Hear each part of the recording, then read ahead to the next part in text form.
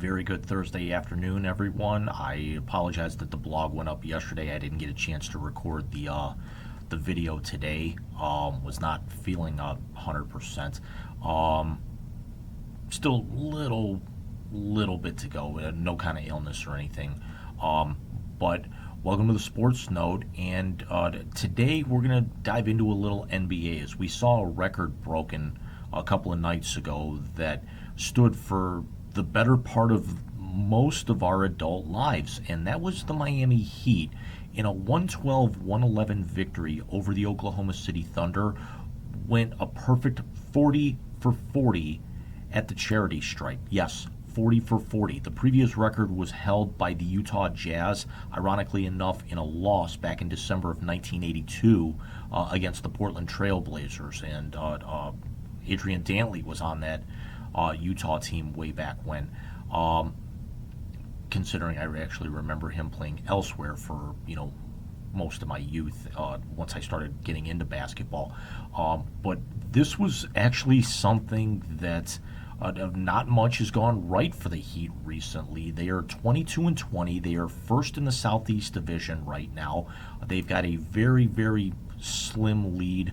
As a matter of fact, it's only a game and a half over the Atlanta Hawks, and the Heat are the only team above 500 in that division. Just shows you how bad that division is.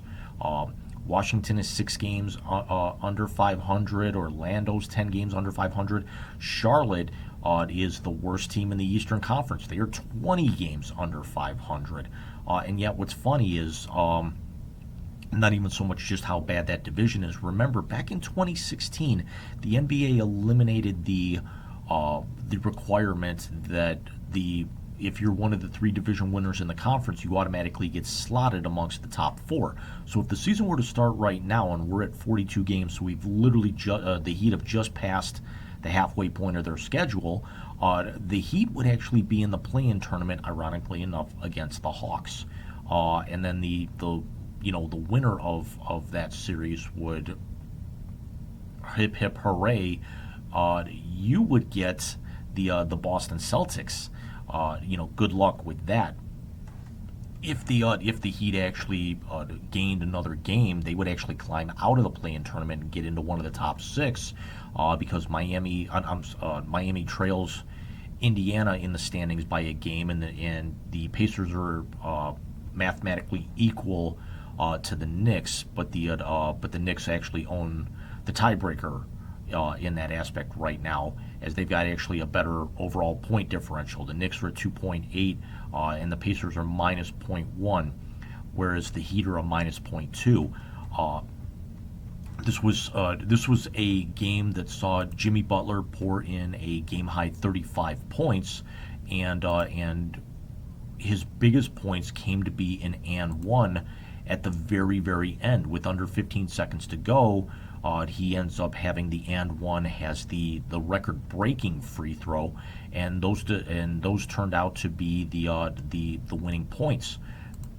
With Miami, Butler's return is definitely welcome, because Bam Adebayo is out with an injury. He's out with a right wrist injury. Tyler Hero's got a sore left Achilles tendon, so they're missing quite a few starters right now. They had to bring in Victor Oladipo and Jamal Cain off the bench, and both of those guys had to play 34 and 33 minutes respectively. So the Heat were only running 8 deep that night. You had Max Struss, score 22 points, which, ironically enough, was not far off of the leading scorer for Oklahoma City, which, as anyone who follows the NBA right now is Shai Gilgeous-Alexander, their all-star. With Oklahoma City only being 5 games under 500, they were 4 under 500 going into that, and they were 5-13 on the road going into that game. But again, it's something where the Heat need to start getting healthy very quickly here if they're going to start kind of getting back into things. With Butler, he was 6 of 17 from the floor, a perfect 23 of 23 at the stripe, and the the Heat needed every single one of those because they only shot 39% from the floor. Oklahoma City was quite a bit better at 48.4. Both teams were above 25% in 3 point, but the key turned out to be the free throws because Oklahoma City was only they were 66.7. They were a perfect two out of three, from the line, 14 of 24 overall for the game. All the other numbers, with the exception of really assists, were parallel. Rebounds, it was Oklahoma City by 3. The assist, the Thunder were a +9. The Heat had 2 more steals, 1 extra block, but this was an extremely sloppy game. There were 48 fouls in this game, and there were 39 turnovers. Certainly not the prettiest game at all for a sellout at the arena there in Miami, which is going to be the other thing we're going to talk about here. It's because also on Wednesday morning, it was announced by Miami-Dade County and the NBA that they could terminate the naming rights agreement with FTX on the arena as soon as that day. So they're going to see all of the names, the banners, the shirts, the offices, everything no longer carry the FTX name because FTX, as everyone remembers, back in November or mid-November, went bankrupt. Filed for Chapter 11 bankruptcy as the world's third largest cryptocurrency exchange. Amid a litany of controversy and scandal. And it's going to be increasingly hard for them to kind of, get the name off the arena because they got something on the roof, kind of like how, the Crypto.com was at the top of, the former Staples Center. So that's going to take a little bit of time.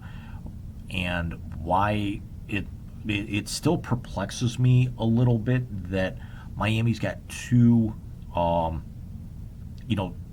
professional sports teams that play indoors like this and don't share an arena because the Heat play at the former FTX, and then also you've got the NHL's Florida Panthers playing at FLA Live Arena, which also lost their naming rights before the start of this season, where FLA Live Arena in Sunrise, which is 25 miles away from Miami, so it's in the greater Miami area, is the largest arena in the state of Florida and ranks only behind the Greensboro Coliseum as the largest arena in the southern United States.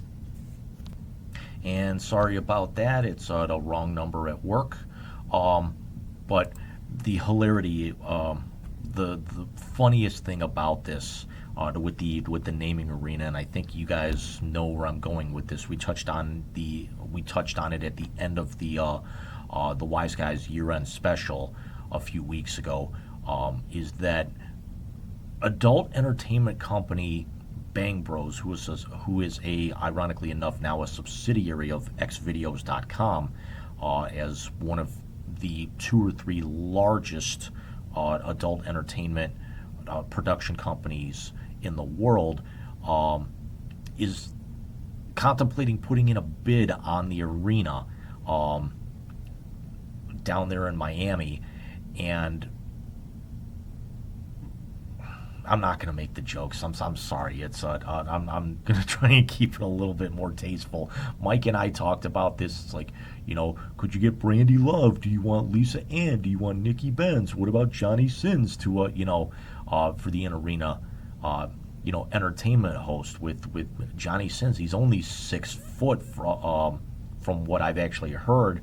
So it's not like you could actually suit him up. It's to play point guard, because they really don't need that right now. Miami's issue right now is they're missing a lot of their front court players due to injury.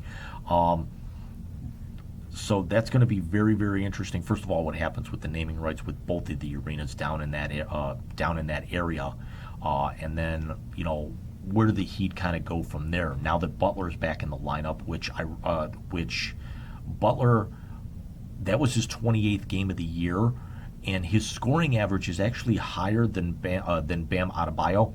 The problem is that he's actually played one game fewer than Adebayo, so he doesn't qualify in the NBA scoring leaders race. Adebayo is in the bottom. He's, I want to say, like somewhere between 25 and 30. Butler would actually put him just north of 25, like maybe a couple of, like one or two spots ahead of that, 24, 23 at the best, maybe 22. But because of Butler's injury, having missed 12 games already this year, he doesn't qualify for that. And the Heat are going to need to have Jimmy Butler and Bam Adebayo healthy and pretty much the rest of the way here. Now that they've kind of turned the page, and now we're looking at the All-Star break coming up very, very soon. If they're going to actually make any type of a run as they were last year, because we all see that the East has gotten so much stronger and the balance of power has shifted.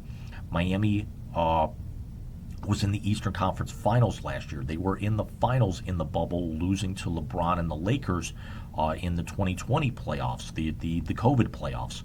And we see that Boston and Milwaukee are still jostling for position. Brooklyn has finally started to wake up and do not count out the Cleveland Cavaliers, especially with Donovan Mitchell in their everyday lineup now. You also cannot count out the Philadelphia 76ers, and the New York Knicks are hanging around as well and could actually, win a playoff series, and then all bets are off there with their core, especially with Julius Randle and Obi Toppin playing as well as they have. But let me know what you guys think. Is this something where Miami can get it turned around? What do you think of the issue with the naming rights? Mike, I know if you watch this, I know what your topic's going to be. Shut up. We can bring that up on the next Wise Guy show. There's a possibility that we're coming to you this weekend. If not this weekend, possibly next. But then we are going to be on a little bit of a hiatus, and we will discuss that at pretty close to the top of the show, whenever that's going to be. But again, I will see you guys. I will see you guys next week. Take care, and the Wise Guys, I will have an update sometime on my Twitter feed once I get the okay from Mike here, hopefully in the next day or so. Take care, everyone, and we'll see you soon.